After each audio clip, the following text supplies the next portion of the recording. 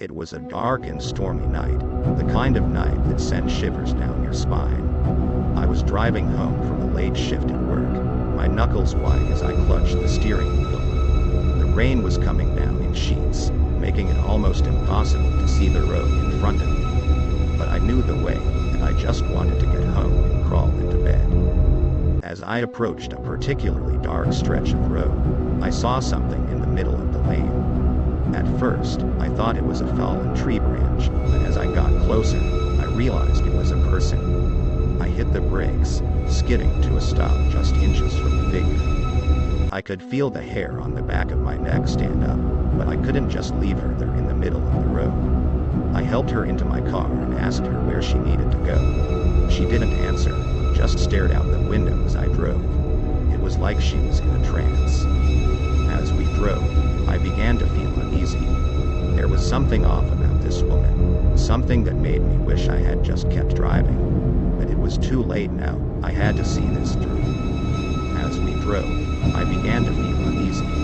There was something off about this woman, something that made me wish I had just kept driving. But it was too late now, I had to see this through. Finally, she spoke. "You shouldn't have stopped for me," she said, her voice low and menacing. "You should have just kept driving." I slammed on the brakes and looked at her, my heart pounding in my chest. "What do you mean?" I asked, my voice shaking. The woman turned to me, her eyes now a deep shade of red.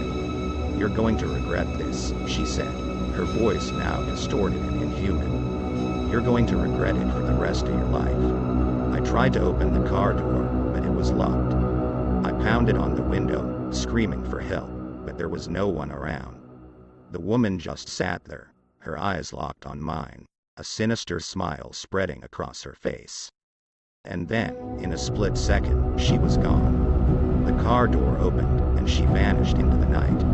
I sat there, shaking and gasping for air, unable to comprehend what had just happened. It was only later, when I got home and turned on the news, that I realized the truth. The woman I had picked up was a notorious serial killer, known for luring unsuspecting victims into her car and then killing them in cold blood.